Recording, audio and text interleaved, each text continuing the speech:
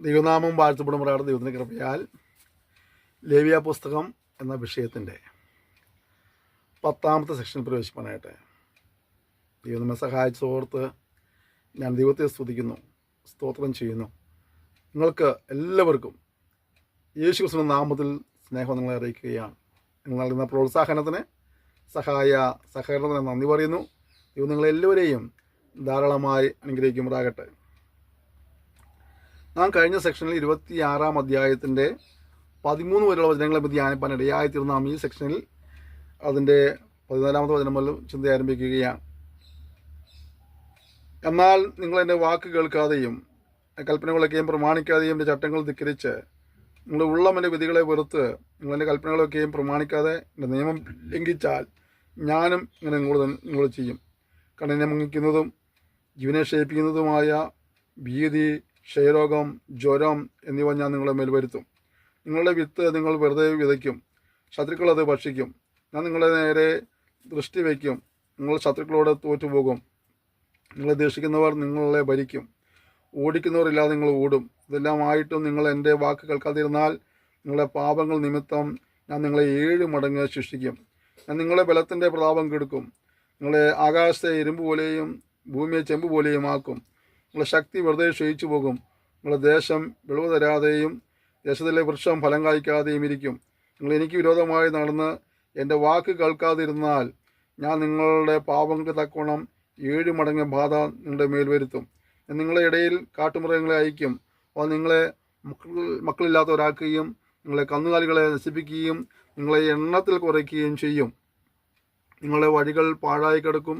ഇവയാലും നിങ്ങൾക്ക് ബോധം വരാതെ നിങ്ങൾ എനിക്ക് വിരോധമായി നടന്നാൽ ഞാൻ നിങ്ങൾക്ക് വിരോധമായി നടന്ന് നിങ്ങളുടെ പാപങ്ങൾ നിമിത്തം 7 മടങ്ങ് നിങ്ങളെ ദണ്ഡിപ്പിക്കും. എൻ്റെ നിയമത്തിന് പ്രതികാരം നടത്തുന്ന വാൾ നിങ്ങളുടെ മേൽ വരുത്തും.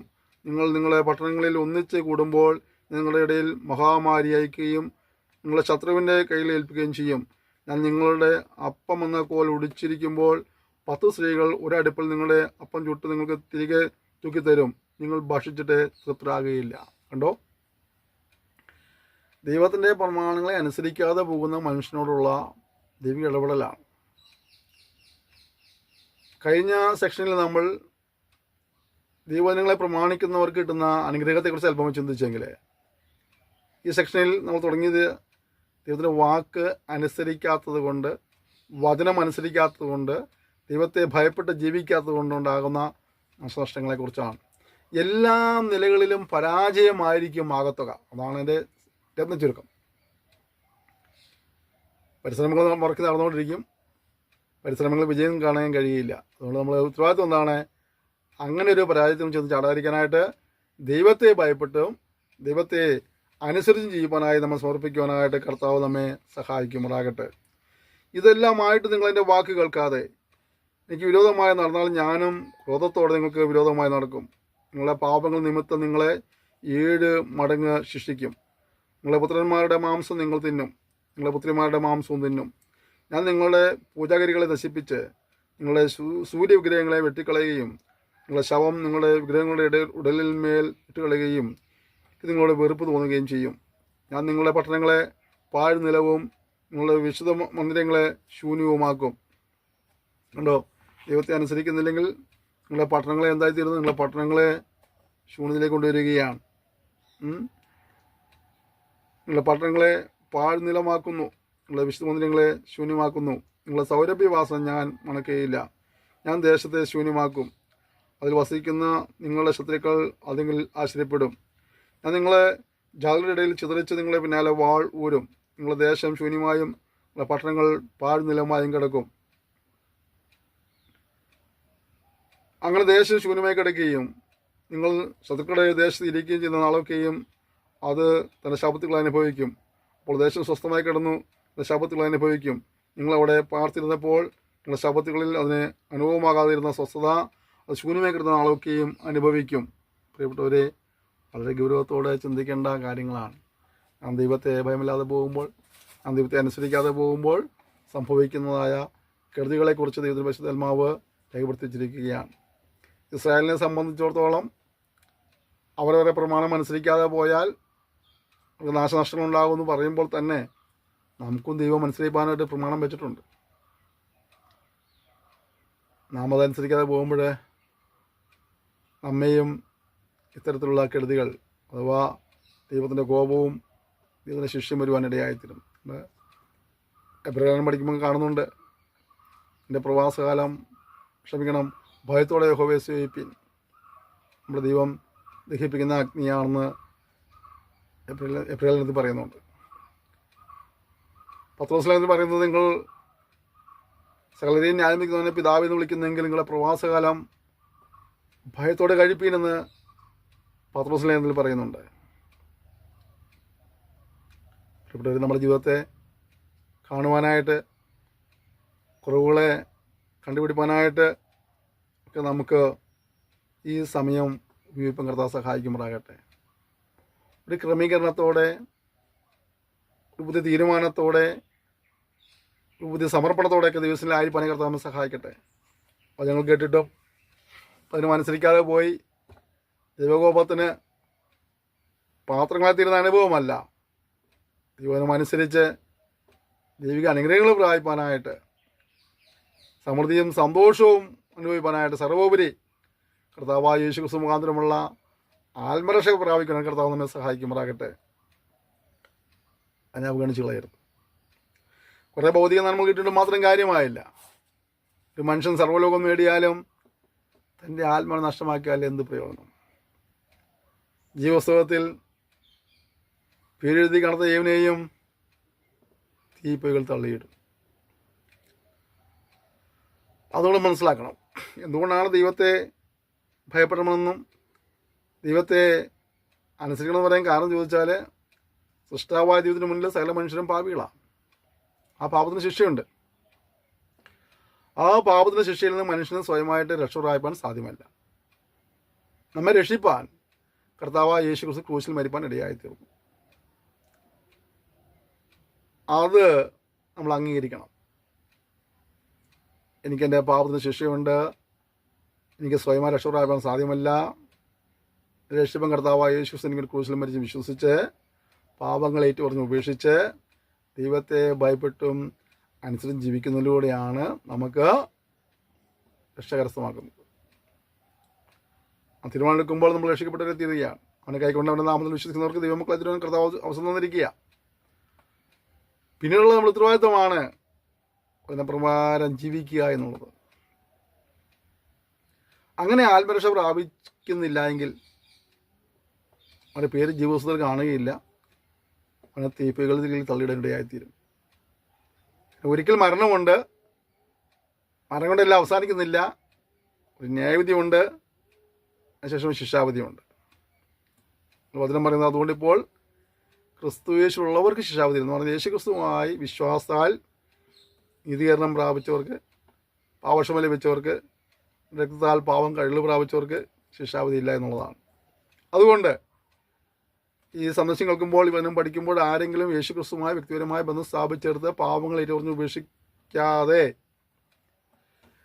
ദൈവകൽപ്പന അനുസരിച്ച് ജീവിക്കുവാൻ തീരുമാനമെടുക്കാതെ ആരെങ്കിലുണ്ടെങ്കിൽ നിങ്ങൾ ഈ സമയം വേണ്ടി വിനിയോഗിക്കുക. കാരണം മരണം നിശ്ചയമാണ്, സമയം നിശ്ചയമില്ല. മരണശേഷം നമുക്കൊരു അവസരവും ഇല്ല. അതുപോലെ തന്നെയാണ് കർത്താവിൻ്റെ വരവും. അത് സംഭവിക്കും, എപ്പോഴാണെന്നറിയില്ല, എപ്പോൾ വേണമെങ്കിലും വരാം. അതിനുശേഷം നമുക്കൊരു അവസരമില്ല. അതുകൊണ്ട് ഇന്ന് പറഞ്ഞ ഈ നിമിഷം നമുക്കുള്ളതാണ്. ദൈവത്തെ അനുസരിപ്പാനായിട്ട്, ദൈവത്തെ സേവിപ്പാനായിട്ട്, ദൈവത്തെ ഭയപ്പെട്ട് ജീവിപ്പാനായിട്ട് തീരുമാനമെടുത്ത് അനുഗ്രഹങ്ങൾ പ്രാപിക്കാൻ കർത്താവ് സഹായിക്കുമ്പോഴാകട്ടെ. ഇതാ ഇവരുടെ അടുത്ത വാക്യം വായിക്കാം. ശേഷിച്ചിരിക്കുന്നവരുടെ ഹൃദയത്തിൽ ഞാൻ ശത്രുക്കളുടെ ദേശത്ത് വെച്ച് വീരത്വം വരുത്തും. ഇല്ല പറക്കുന്ന ശബ്ദം കേട്ടിട്ട് അവർ ഓടും. വാളിൻ്റെ മുമ്പിൽ നിന്ന് ഓടുന്നത് പോലെ അവർ ഓടും. ആരും ഓടിക്കാതെ അവർ ഓടി വീഴും. ആരും ഓടിക്കാതെ അവർ വാളിൻ്റെ മുമ്പിൽ നിന്ന പോലെ ഓടി ഒരുത്തൻ്റെ മേൽ ഒരുത്തൻ വീഴും. ശത്രുക്കളുടെ മുമ്പിൽ നിൽപ്പാൻ നിങ്ങൾക്ക് കഴിയുകയുമില്ല. നിങ്ങൾ ജാതികളുടെ ഇടയിൽ നശിക്കും.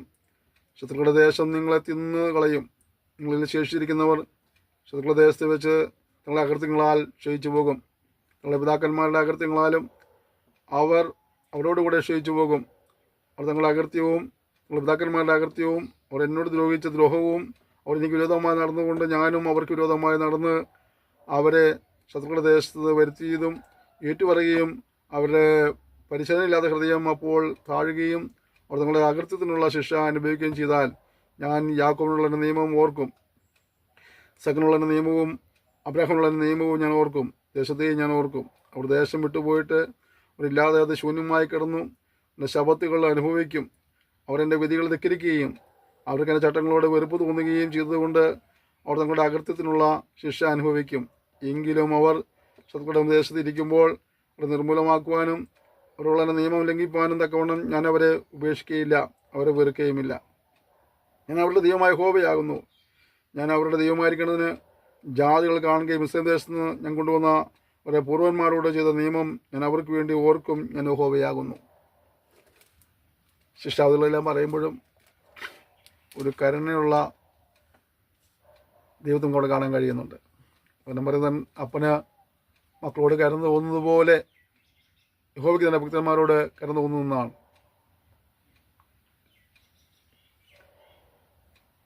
യഹോവ സീനായി പർവ്വതത്തിൽ വെച്ച് തനിക്കും ഇസ്രായേൽ മക്കളും തമ്മിൽ മോശ മുഖാന്തരം വെച്ചിട്ടുള്ള ചട്ടങ്ങളും വിധികളും പ്രമാണങ്ങളും ഇവ തന്നെ ഉണ്ടോ. ഇവർ അനുസരിക്കേണ്ടതിനായിട്ട് ഇവർക്ക് കൊടുത്ത ചട്ടങ്ങളും നിയമങ്ങളൊക്കെയാണ് നമ്മൾ വായിച്ചു കേട്ടുകൊണ്ടിരുന്നത്. എല്ലാം പഠിക്കുമ്പോൾ പ്രമാണിക്കേണ്ട കാര്യങ്ങൾ പ്രമാണിക്കാനായിട്ട് നമ്മയും സമർപ്പിക്കാനായിട്ട് കർത്താവ് സഹായിക്കുമാറാകട്ടെ. നമ്മൾ ഇസ്രായേലിൻ്റെ ചരിത്രം പഠിക്കുന്നു, അവർക്ക് കൊടുത്ത പ്രമാണങ്ങളെക്കുറിച്ച് പഠിക്കുമ്പോഴും നമുക്കുള്ള പ്രമാണങ്ങളും അനുസരിച്ച് ദൈവത്തിൻ്റെ അനുഗ്രഹങ്ങൾ പ്രാപിപ്പാൻ ഭൗതിക നന്മകളേക്കാൾ ഉപരിയായിട്ട് ആത്മരക്ഷ കരസ്ഥമാക്കുവാനും ഇത് നമ്മെ സഹായിക്കുമാറാകട്ടെ. നമ്മൾ അടുത്തതായിട്ട് 27-ാം അധ്യായത്തിലേക്ക് പ്രവേശിക്കുകയാണ്. 27-ാം അധ്യായത്തിലെ പ്രധാനപ്പെട്ട വിഷയങ്ങൾ നേർച്ചകളെക്കുറിച്ചും ദശാംശങ്ങളെക്കുറിച്ചുള്ളതായ ഒരു വിവരണമാണ്. നമുക്കത് വായിച്ച് കേൾക്കാം. യഹോവനെയും മോശയുടെ അരുളി ചെയ്തത് ഇസ്രായേൽ മക്കളോട് നീ പറയേണ്ടതെന്നാൽ ആരെങ്കിലും യഹോവയ്ക്ക് നേർച്ച നിവർത്തിക്കുമ്പോൾ ആൾ നിന്റെ മതിപ്പ് പോലെ യഹോവയ്ക്കുള്ളവനാകണം. 20 വയസ്സ് മുതൽ 60 വയസ്സ് വരെയുള്ള ആണിന് വിശുദ്ധ മന്ദിരത്തിലെ തുകപ്രകാരം നിന്റെ മതിപ്പ് 50 ശേക്കൽ വെള്ളിയായിരിക്കണം. പെണ്ണായിരുന്നാൽ നിന്റെ മതിപ്പ് 30 ശേക്കലായിരിക്കണം. 5 വയസ്സ് മുതൽ 20 വയസ്സ് വരെയെങ്കിൽ നിന്റെ മതിപ്പ് ആണിന് 20 ശേക്കലും പെണ്ണിന് 10 ശേക്കലുമായിരിക്കണം. 1 മാസം മുതൽ 5 വയസ്സ് വരെയുള്ളവരായാൽ നിന്റെ മതിപ്പ് ആണിന് 5 ശേക്കൽ വെള്ളിയും പെണ്ണിന് 3 ശേക്കൽ വെള്ളിയുമായിരിക്കണം. 60 വയസ്സ് മുതൽ മേലോട്ടെങ്കിൽ നിന്റെ മതിപ്പ് ആണിന് 15 ശേക്കലും പെണ്ണിന് 10 ശേക്കലുമായിരിക്കണം. നിന്റെ മതിപ്പ് പോലെ കൊടുപ്പാൻ കഴിയാതെ വണ്ണം ഒരുത്തൻ ദരിദ്രനായിരുന്നാൽ അവനെ പുരോഹിതൻ്റെ മുമ്പാകെ കൊണ്ടുവന്ന് നിർത്തണം. പുരോഹിതൻ അവനെ മതിക്കണം. നേർന്നവൻ്റെ പ്രാപ്തിക്കൊത്തവണ്ണം പുരോഹിതൻ അവനെ മതിക്കണം. അത് യഹോവയ്ക്ക് വഴിപാട് കഴിപ്പാൻ തക്ക മൃഗമാകുന്നെങ്കിൽ ആ വകയിൽ നിന്ന് യഹോവയ്ക്ക് കൊടുക്കുന്നതൊക്കെയും വിശുദ്ധമായിരിക്കണം. തീയതിന് പകരം നല്ലത്, നല്ലതിന് പകരം തീയത് ഇങ്ങനെ മാറ്റുകയോ വ്യത്യാസം വരുത്തുകയോ ചെയ്യരുത്. മൃഗത്തിന് മൃഗത്തെ വെച്ച് മാറുന്നുവെങ്കിൽ അതും വെച്ചു മാറിയതും വിശുദ്ധമായിരിക്കണം. അത് യഹോവയ്ക്ക് വഴിപാട് കഴിച്ചുകൂടാത്ത അശുദ്ധ മൃഗമാകുന്നുവെങ്കിൽ ആ മൃഗത്തെ പുരോഹിതന്റെ മുമ്പാകെ നിർത്തണം. അത് നല്ലതോ തീയതോ ആയിരിക്കുന്നതിന് ഒത്തവണ്ണം പുരോഹിതൻ അതിനെ മതിക്കണം. പുരോഹിതനായ നീ അതിനെ മതിക്കുന്നത് പോലെ തന്നെ ആയിരിക്കണം. വീടെടുക്കുന്നെങ്കിൽ നീ മതിച്ച തുകയോട് 5 കൂട്ടണം. ഒരുത്തൻ തൻ്റെ വീട് യഹോവയ്ക്ക് വിശുദ്ധമായിരിക്കണമെന്ന് വിശദീകരിച്ചാൽ അത് നല്ലതെങ്കിലും തീയതെങ്കിലും പുരോഹിതൻ അത് മതിക്കണം. പുരോഹിതനും മതിക്കുന്നത് പോലെ അത് ഇരിക്കണം. തൻ്റെ വീട് വിശദീകരിച്ചവൻ അത് വീടെടുക്കുന്നെങ്കിൽ അവൻ നിൻ്റെ മതിപ്പ് വിലയുടെ 1 അതിനോട് കൂട്ടണം. എന്നാൽ അത് അവനുള്ളതാകും. ഒരുത്തൻ തൻ്റെ അവകാശ നിലത്തിൽ ഏതാനും യഹോവയ്ക്ക് വിശദീകരിച്ചാൽ നിൻ്റെ മതിപ്പ് അതിൻ്റെ വിത്തുപാടിന് ഒത്തവണ്ണമായിരിക്കണം. ഒരു ഹോമർ യവം വിതയ്ക്കുന്ന നിലത്തിന് 50 ശേക്കൽ വെള്ളി മതിക്കണം. യോബേൽ സംവത്സരം മുതൽ അവൻ തൻ്റെ നിലം വിശദീകരിച്ചാൽ അത് നിൻ്റെ മതിപ്പ് പോലെ ഇരിക്കണം. യോബേൽ സംവത്സരത്തിൻ്റെ ശേഷം അവൻ അതിനെ വിശദീകരിച്ചാലോ യോബേൽ സംവത്സരം വരെ ശേഷിക്കുന്ന സംവത്സരം ഒത്തവണ്ണം പുരോഹിതൻ അതിൻ്റെ വില കണക്കാക്കണം. അതിൻ്റെ മതിപ്പിൽ നിന്ന് കുറയ്ക്കണം. നിലം വിശദീകരിച്ചവൻ അത് വീണ്ടെടുക്കുന്നെങ്കിൽ അവൻ നിൻ്റെ മതിപ്പ് വിലയുടെ 5 അതിനോട് കൂട്ടണം. എന്നാൽ അത് അവന് സ്ഥിരമായിരിക്കും. അവൻ നിലം വീണ്ടെടുക്കാതെ മറ്റൊരുത്തിന് വിറ്റാലോ പിന്നെ അത് വീണ്ടെടുത്തുകൂടാ. ആ നിലം യോബേൽ സംവത്സരത്തിൽ ഒഴിഞ്ഞു കൊടുക്കുമ്പോൾ ശബ്ദാർപ്പത ഭൂമി പോലെ യഹോവയ്ക്ക് വിശുദ്ധമായിരിക്കണം. അതിൻ്റെ അനുഭവം പുരോഹിതനിരിക്കണം. തൻ്റെ അവകാശ നിലങ്ങളിൽ ഉൾപ്പെടാതെ സുചാർജിതമായുള്ള ഒരു നിലം ഒരുത്തിന് യഹോവയ്ക്ക് ശുദ്ധീകരിച്ചാൽ പുരോഹിതൻ യോബേൽ സംവത്സരം വരെ മതിപ്പ് വില കണക്കാക്കണം. പിന്നെ മതിപ്പ് വില അവൻ അന്ന് തന്നെ യഹോവയ്ക്ക് വിശുദ്ധമായി കൊടുക്കണം. ആ നിലം മുന്നുടമസ്ഥന് യോബേൽ സംവത്സരത്തിൽ തിരികെ ചേരണം. പിന്നെ മതിപ്പൊക്കെയും ഷേക്കലിന് 20 ഗേര വെച്ച് വിശുദ്ധ മന്ദിരത്തിലെ തൂക്കപ്രകാരം ആയിരിക്കണം. കടിഞ്ഞൂൽ പിറവിയാൽ യഹോവയ്ക്കുള്ളതായ മൃഗത്തെ മാത്രം ആരും വിശദീകരിക്കരുത്. മാടായാലും ആടായാലും അത് യഹോവയ്ക്കുള്ളതാകുന്നു. അത് അശുദ്ധ മൃഗമാകുന്നെങ്കിൽ മതിപ്പ് വിലയും അതിൻ്റെ 5 കൂടെ കൊടുത്ത് അതിന് വീണ്ടെടുക്കണം.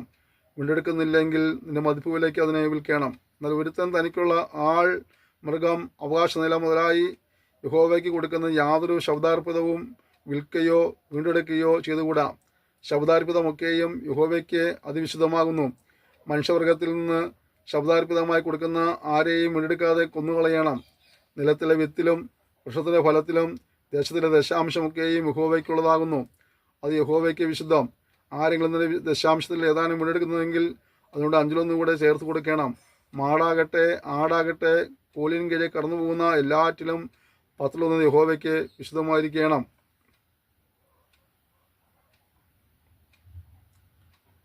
അത് നല്ലതോ തീയതോ എന്ന് ശോധന ചെയ്യരുത്. വച്ചു മാറുകയും വരുത്. വെച്ചു മാറുന്നുവെങ്കിൽ അതും വെച്ചു മാറിയതും വിശുദ്ധമായിരിക്കണം. അവയെ വീണ്ടെടുത്തുകൂടാ. ഇസ്രായേൽ മക്കൾക്ക് വേണ്ടി യഹോവ സീനായ പർവ്വതത്തിൽ വെച്ച് മോശയോട് കൽപ്പിച്ച കൽപ്പനകൾ ഇവ തന്നെ. ഉണ്ടോ? ആർക്ക് വേണ്ടിയാ? ഇസ്രായേൽ മക്കൾക്ക് വേണ്ടി യഹോവ സീനായ പർവ്വതത്തിൽ വെച്ച് മോശയോട് കൽപ്പിച്ച കൽപ്പനകൾ ഇവ തന്നെ.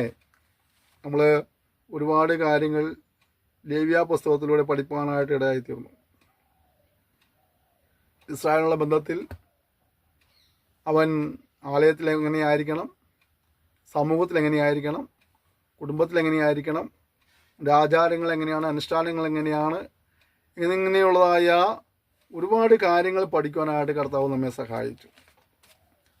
അവരോട് അനുസരിച്ചാൽ അനുഗ്രഹമാണെന്നും അനുസരിക്കുന്നില്ലെങ്കിൽ അത് ശിക്ഷയ്ക്ക് കാരണമെന്നും പറഞ്ഞ് നമുക്ക് കേൾക്കൊണ്ടേയായിത്തീർന്നു. നമ്മളൊരു പുസ്തകം പഠിച്ചു തീർത്തു എന്നതിനേക്കാൾ ഉപരിയായിട്ട് നമ്മുടെ ജീവിതത്തിൽ പ്രാവർത്തികമാക്കേണ്ടതായ എന്തെങ്കിലും ഉണ്ടോ എന്നും കൂടെ ശാന്തമായി ചിന്തിക്കുവാനായിട്ട്, നമുക്ക് എവിടെയെങ്കിലും വീഴ്ചകൾ പറ്റിയിട്ടുണ്ടെങ്കിൽ ആ വീഴ്ചകൾ തിരുത്തുവാനായിട്ടുള്ള ഒരു സമയമായി നമുക്ക് ഈ സമയത്ത് വിനിയോഗിപ്പം കർത്താവ് സഹായിക്കുമാറാകട്ടെ. കാരണം നമ്മൾ പഠിച്ചു, നല്ല കാര്യമാണ്. ദിവസം വായിക്കുന്നത്, പഠിക്കുന്നത്, പ്രസംഗിക്കുന്നത്, പ്രസംഗിക്കുന്നതൊക്കെ നല്ല കാര്യങ്ങളാണ്. പക്ഷേ ഞാൻ എപ്പോഴും സൂചിപ്പിക്കുന്നത്, നമ്മൾ എത്ര പ്രസംഗം കേട്ടുവെന്നോ, എത്ര അധ്യായം വായിച്ചെന്നോ, എത്ര തവണ ദിവസം വായിച്ചെന്നോ നമ്മൾ ചോദിക്കുന്നില്ല.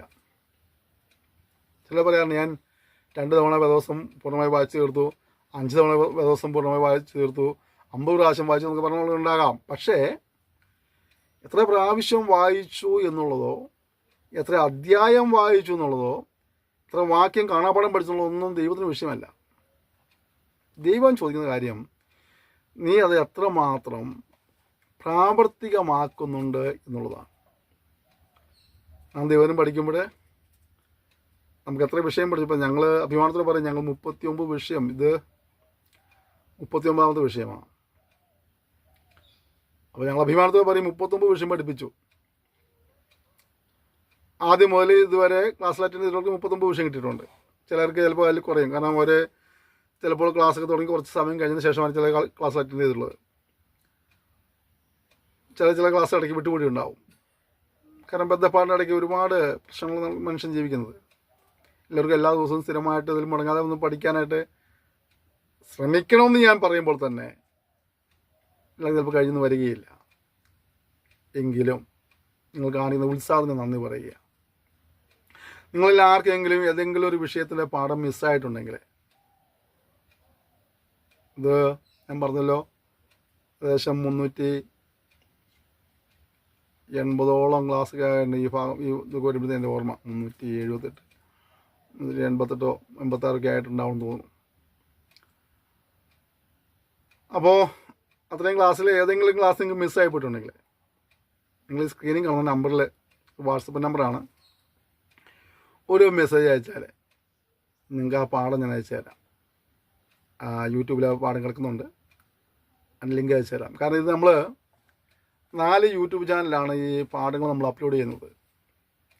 അല്ലെങ്കിൽ ഞങ്ങൾക്ക് പറ്റിയ ചെറിയ ഒരു മണ്ടത്തരം എന്നുള്ളത്, ഈ seek and save online Bible school എന്ന് പറഞ്ഞാൽ യൂട്യൂബ് ചാനലിലാണ് ഇതിൻ്റെ പാഠങ്ങൾ ആദ്യം മുതൽ നമ്മൾ തുടർമാനമായിട്ട് കൊണ്ടിരുന്നത്. അതിനുശേഷം സീക്ക് ആൻഡ് സേവ് മിഷൻ, സ്ഥാനാവധി TV, വോയിസ് ഓഫ് ബ്ലെസ്സിങ്സ്, ഈ 3 യൂട്യൂബ് ചാനൽ നമ്മൾ ഈ പാഠങ്ങൾ അപ്ലോഡ് ചെയ്യാൻ തുടങ്ങിയപ്പോഴേ ആ ദിവസങ്ങളിൽ ഉണ്ടായിരുന്ന പാഠങ്ങൾ നമ്മൾ അപ്ലോഡ് ചെയ്ത് തുടങ്ങിയത്. അതിന് മുമ്പുള്ള പാഠങ്ങൾ നമുക്ക് അപ്ലോഡ് ചെയ്യാൻ കഴിഞ്ഞിട്ടില്ല.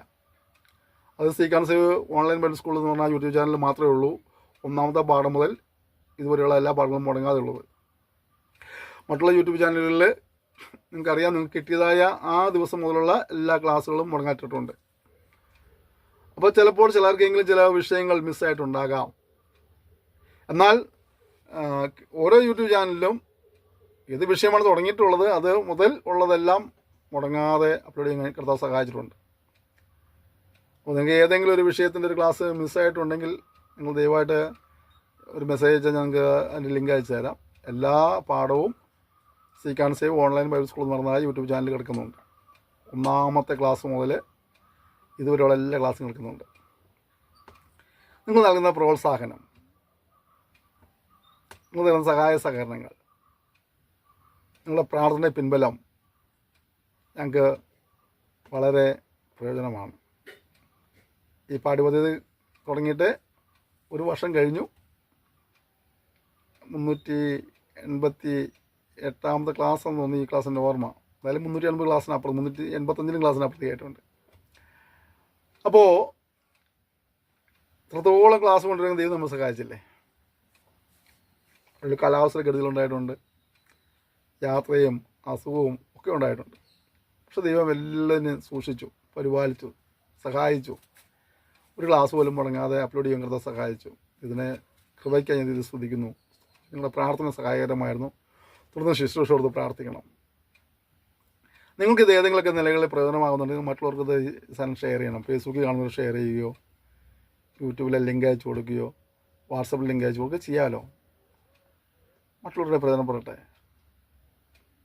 മറ്റുള്ളവരും കാര്യങ്ങൾ പഠിക്കട്ടെ, മറ്റുള്ളവർ ദൈവത്തിൻ്റെ അനുഗ്രഹങ്ങൾ പ്രാപിക്കട്ടെ.